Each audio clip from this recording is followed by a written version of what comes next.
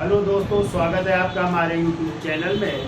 तो देखिए, चर्चा चल रही थी शिवाजी की, और आज हम चर्चा करेंगे जो है शिवाजी के प्रशासन की चर्चा करेंगे। तो बताइए, पहले कुछ क्वेश्चन पूछ लेते हैं, फिर आगे चर्चा करते हैं प्रशासन की। बताइए, छत्रपति शिवाजी महाराज का जन्म कब हुआ था भाई? 20 अप्रैल 1627। हाँ, 20 अप्रैल 1627 को। कहाँ पे हुआ था? शिवनेरी के दुर्ग में, ठीक है। और वहीं पे शिवनेरी देवी का क्या था? मंदिर था। तो इनका नाम भी रखा गया क्या? छत्रपति शिवाजी का शिवाजी रखा गया, ठीक है। पिता का नाम क्या था? शाहजी भोसले। माँ का नाम जीजाबाई था, ठीक है। इनके गुरु या प्रथम गुरु और संरक्षक कौन थे? दादा कोंडदेव थे, ठीक है।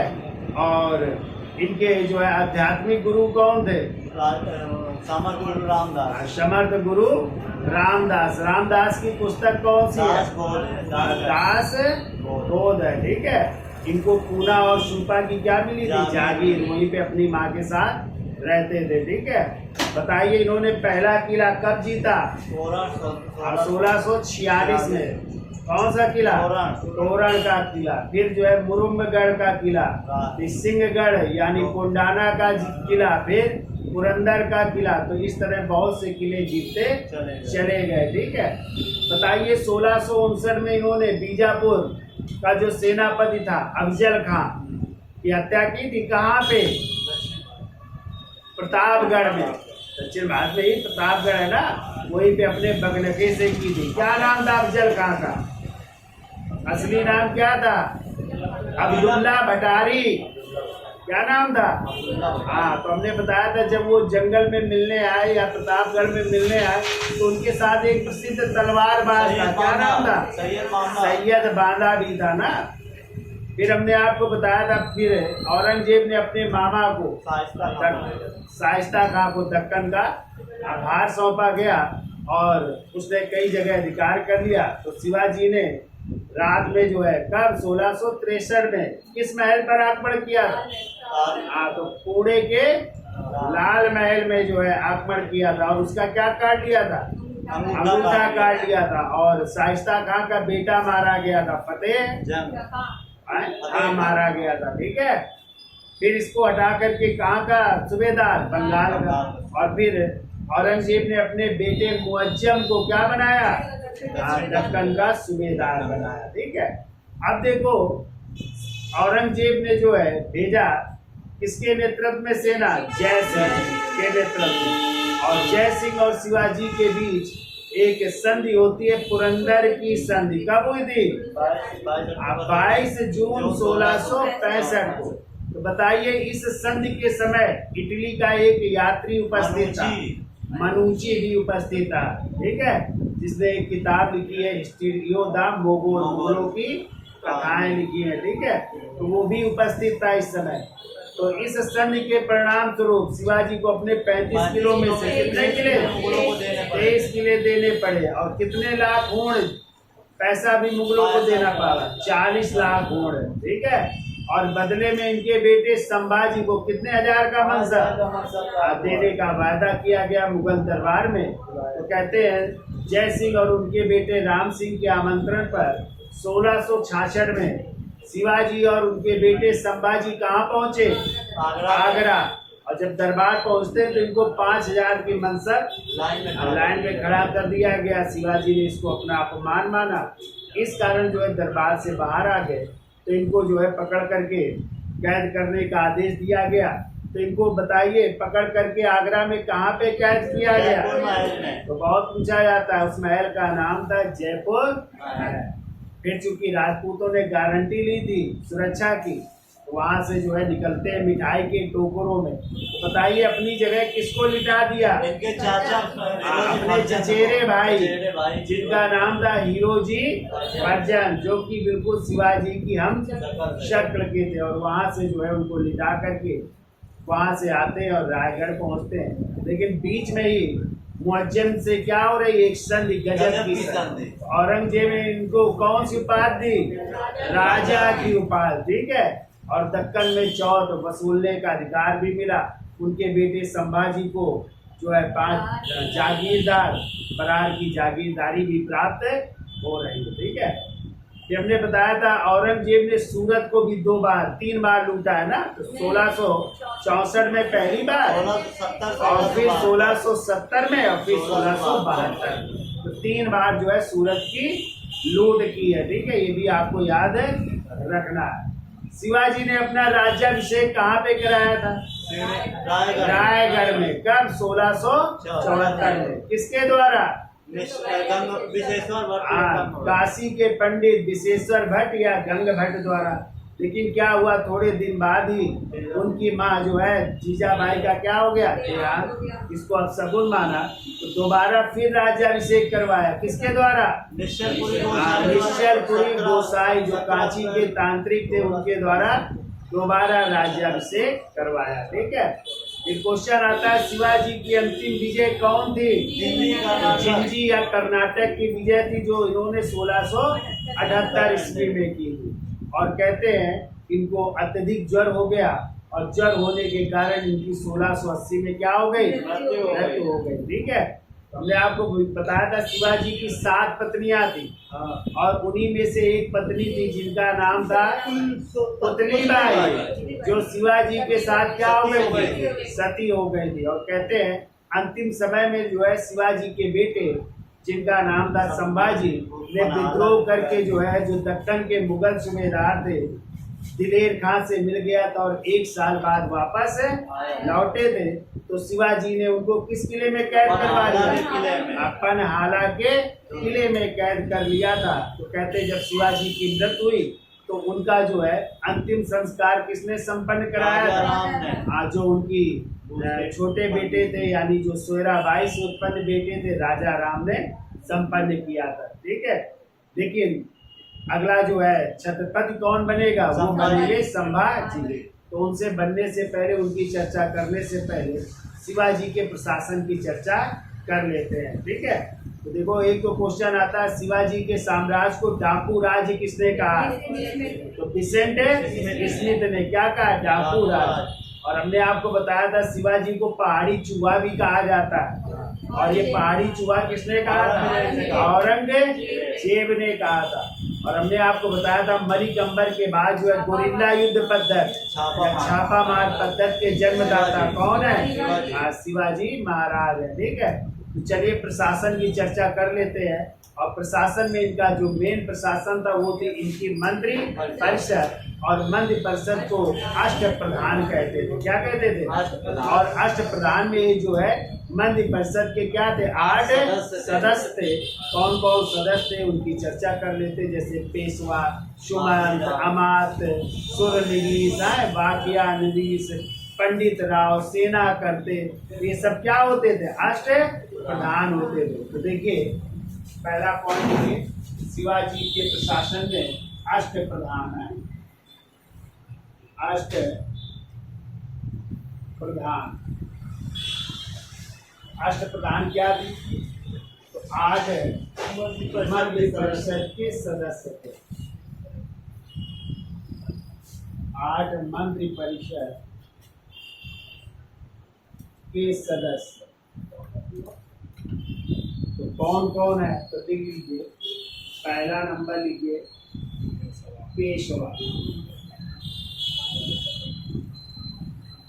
पहला पद कौन सा था? पेशवा। इन्हीं को मुख्य प्रधान भी कह सकते हैं।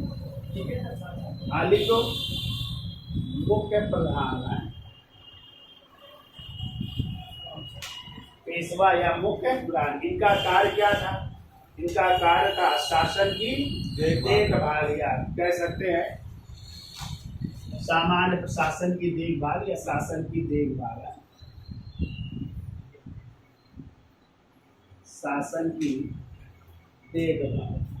और कहते हैं शिवाजी के समय जो पेशवा के पद पर थे उनका नाम था, लिख लीजिएगा, उनका नाम था मोरो पंत या मोरो त्रयंबक पिंगले भी कह सकते हैं। ठीक है, तो देखो मोरो पंत आया था, एक भी क्वेश्चन पूछा गया है।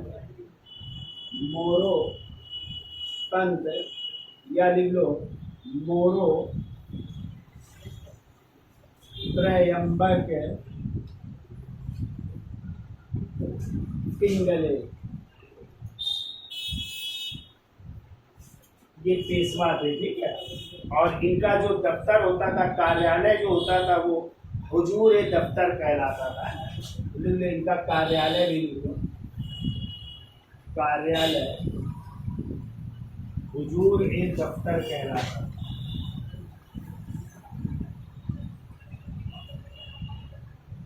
तो ये तो हो गए पेशवा है। दूसरा जो है अष्टप्रधान के जो प्रमुख थे वो थे अमात्य। क्या थे? अमात्य, या इन्हीं को कहते हैं पंत, या इन्हीं को कहते हैं मजमुआदार है। मजमुआदार भी कहते हैं, मजमुआदार, ठीक है। और ये होते थे अर्थ मंत्री, यानी वित्त मंत्री कह सकते हैं। आय व्यय की देखभाल करते थे, तो वित्त मंत्री कह सकते हैं, या कह सकते हैं आय व्यय की देख रेख है। आय व्यय की देख रेख,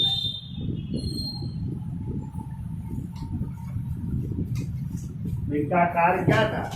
आय व्यय की देख, या वित्त मंत्री या अर्थ मंत्री, ठीक है। और इस पर पद पर थे, देखो, रामचंद्र पंत।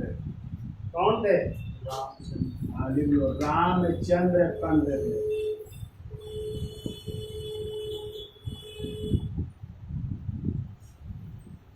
तीसरा जो है अष्टप्रधान के जो प्रमुख हुआ करते थे, उन्हें मंत्री या वाकया नवीस कहते थे। लोग मंत्री या वाकया नवीस, मंत्री या वाकया नवीस कहते थे। और ये थे दरबारी लेकर गुप्तचर एवं सूचना विभाग है। दरबारी लेकर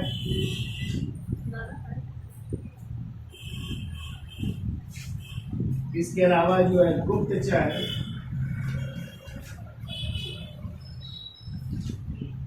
एवं सूचना विभाग के प्रमुख थे। सूचना विभाग भी इनके जुम्मे था। सूचना विभाग के प्रमुख, और इस पद पर लिख लो दत्ताजी त्र्यंबक थे। लिख लो दत्ताजी त्र्यंबक।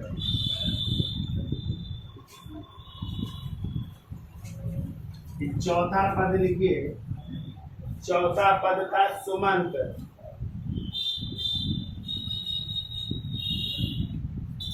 सुमंत या इन्हीं को कहते थे दबीर। और सुमंत या दबीर बहुत पूछा जाता है, ये विदेश मंत्री होते थे। कौन होते थे? विदेश मंत्री। जैसे आज है फॉरेन मिनिस्टर ना, एस जयशंकर जी हैं, वैसे ही है, ये विदेश मंत्री होते थे। और इस पद पर जनार्दन पंडित और एक और थे रामचंद्र पंत पहले थे, कि जनार्दन पंडित हैं, तो लिख लो रामचंद्र पंत, और दूसरे लिख लो जनार्दन पंडित हैं। पांचवा लिखिए, पांचवा है वो सचिव, या इसी को कहते हैं सुर नवीस। क्या कहते हैं? सुर नवीस, या इन्हीं को कहते हैं चिटनीस। कई नामों से जानते हैं। तो सचिव, सुर नवीस या चिटनीस हैं। और ये होते थे पत्राचार विभाग। देख लो पत्राचार विभाग, या लिख लो सचिवालय का प्रमुख होता था। सचिवालय का प्रमुख। तो क्या है, सचिव या सुरनवीस या जिनको चिटनीस कहते हैं, पत्राचार विभाग या सचिवालय का प्रमुख थे। और इस पद पर थे, लिख लो, इस पद पर थे, लिखिए अन्ना जी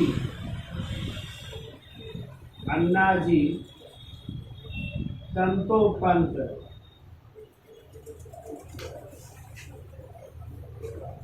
अन्ना जी दंतोपंत थे इस पद पर है। तो जल्दी से इसका स्क्रीनशॉट ले लो, फिर आगे चलते हैं। तो देखिए 6वां नंबर आइए, देखिए सर ए नौबत।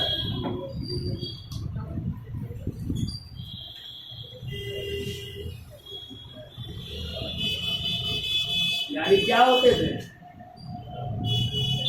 सेना पद, यानी छत्रपति के बाद दूसरे नंबर में कौन मुख्य सेना पद, सर ए नौबत या सेना पद होता। इसका कार्य क्या था, लिख लो, सेना की भर्ती, संगठन व आवश्यकताओं की पूर्ति। सेना की भर्ती, संगठन या रसद आपूर्ति की व्यवस्था करना है।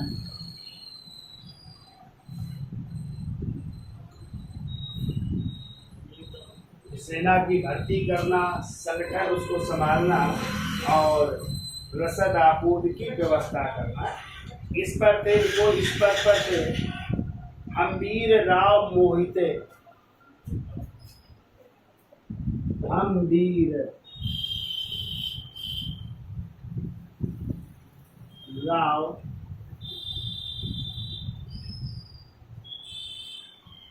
मोहिते। 7वां नंबर लिखिए, 7वें नंबर पे थे न्यायाधीश। न्यायाधीश यानी छत्रपति के बाद दूसरे नंबर के प्रमुख है न्यायाधीश होते थे, ठीक है। और ये राजा के बाद कह सकते हैं मुख्य न्यायाधीश है। कौन से मुकदमे, दीवानी व फौजदारी मुकदमों की देखरेख है। और तो लिख लेना चाहे छत्रपति के बाद मुख्य न्यायाधीश। और इस पद पर थे, लिखो, निराजी राव जी। निराजी राव जी। और 8वें नंबर में थे पंडित राव। पंडित राव यानी वो कहते थे सद्र। पंडित राव या सद्र या दाना अध्यक्ष भी कह सकते हैं, जो लोग दाना अध्यक्ष भी कह सकते हैं। दाना अध्यक्ष।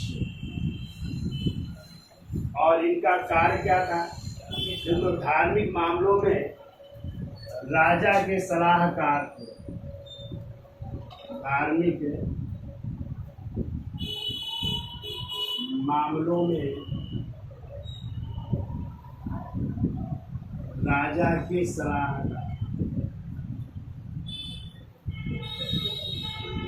तो जो भी धार्मिक मामले होते थे उनमें राजा को क्या दिया करते थे, सलाह। लेकिन राजा को सलाह मानना कोई बाध्य नहीं था, मान भी सकते थे, नहीं भी। और इस पद पर थे, लिखो, रघुनाथ राव पंडित जी थे। रघुनाथ राव पंडित। रघुनाथ राव पंडित इस पद पर थे, पंडित राव। अब देखो, इनमें जो अष्टप्रधान थे, कहते सेनापति के अतिरिक्त जितने भी अष्टप्रधान के सदस्य थे सब ब्राह्मण होते थे। क्या होते थे, सब ब्राह्मण होते थे। और 2 व्यक्तियों को छोड़ करके, कौन, पंडित राव और किसे, जो न्यायाधीश होता था, पंडित राव और न्यायाधीश को छोड़ करके सभी को जो है आवश्यकता पड़ने पर युद्ध में भी भाग लेना पड़ता था। ये भी आप लोग याद रखिएगा। तो लिखो अगला पॉइंट लिखिए, देखो सेनापति के अतिरिक्त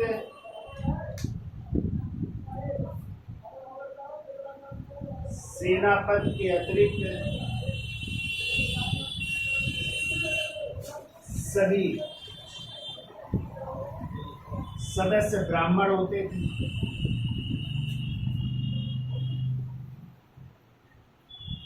सभी सदस्य ब्राह्मण होते थे। फिर वो न्यायाधीश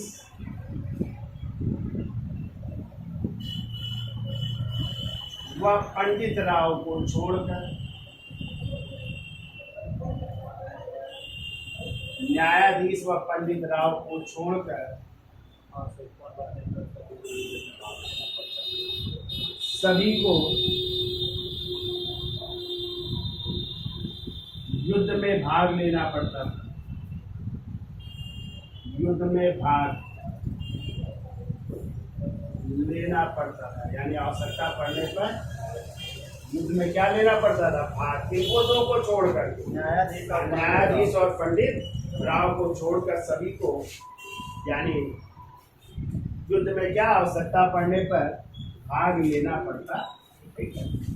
अब देखिए इस पर जो अष्टप्रधान है, इस अष्टप्रधान यानी जो 8 ये मंत्री थे, इनके भी अंडर में 8 और सदस्य होते थे, ठीक है, या 8 और मंत्री हुआ करते थे। तो वो कौन कौन से थे उनकी भी चर्चा कर लेते थे। इसका स्क्रीनशॉट ले लो, फिर आगे चलते हैं। तो देखिए प्रत्येक मंत्री के अधीन, अगला पॉइंट लिखो, प्रत्येक मंत्री के अधीन, प्रत्येक मंत्री के अधीन 8 अधिकारियों का कार्यालय होता था। 8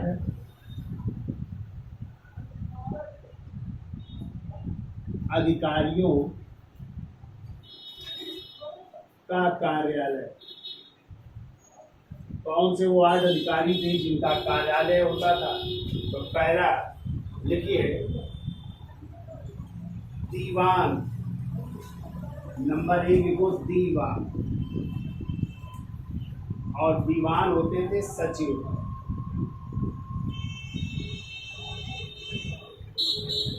दीवान के बाद जो है दूसरा लिखिए मंजूमदार,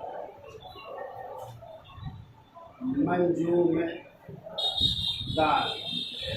देखो ये लेखा परीक्षक तथा लेखाकार होता था। लेखा परीक्षक या लेखाकार।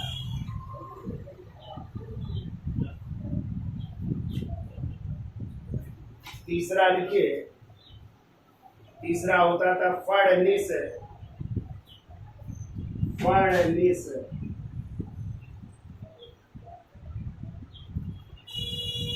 ये उपलेखा परीक्षक होता था। उपलेखा परीक्षक होता था। चौथा लिखिए सबनीस या दफ्तरदार, सबनीस या इसी को दफ्तरदार भी कहते हैं। और ये कार्यालय का प्रभारी होता था, यानी कार्यालय प्रभारी होता था। कार्यालय प्रभारी होता है। पांचवा लिखिए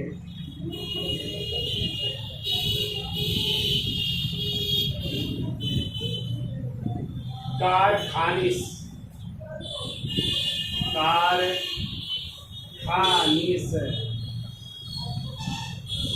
ये होता था जिनको रसद अधिकारी होता।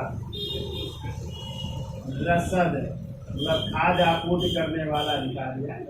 जो प्रधानमंत्री है ये अधिकारी है, तो रसद अधिकारी होता है।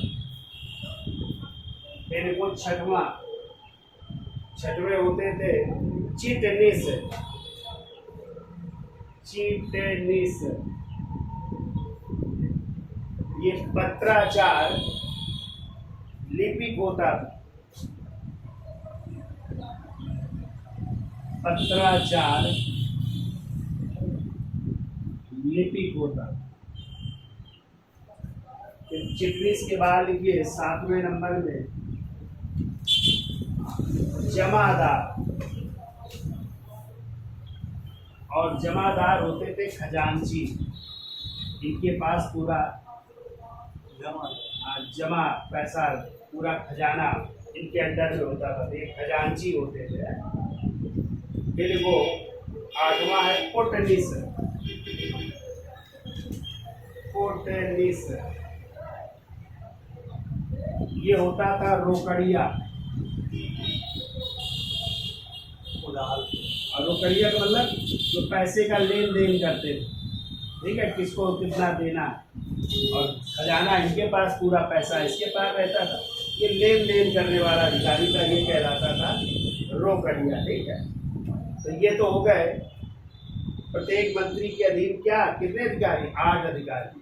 तो ये आठों याद रखिएगा। दीवान सचिव होता था, मंजूरदार लेखा परीक्षक या लेखाकार होता था, फड़निस उप लेखा परीक्षक होता था, सबनिस दफ्तर या सबनिस या दफ्तरदार कार्यालय प्रभारी होता था, कारखानिस जो है रसद अधिकारी होते थे, चिटनिस पत्राचार लिपिक होते थे, जमादार खजांची होते थे, पुलिस रोकड़िया होते थे, ठीक है।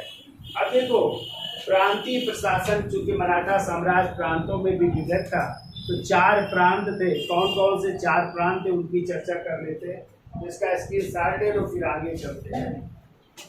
देखो मराठा साम्राज्य में 4 प्रांत थे। कितने प्रांत? 4 प्रांत थे। कौन कौन से थे उनको लिख लीजिए। तो देखिए पहला प्रांत था, देखो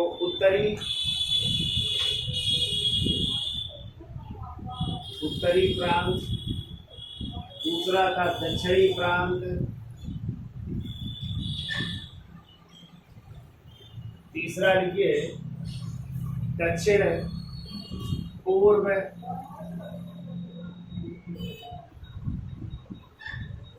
और चौथा था दक्षिण पश्चिम,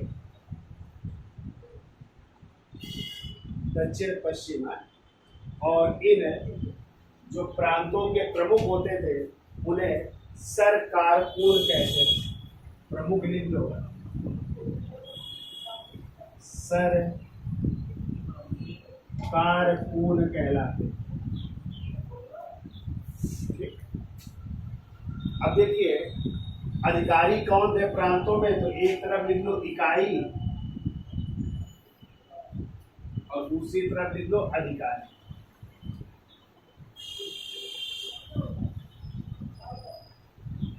इकाई और उस इकाई के अधिकारी प्रांतों में।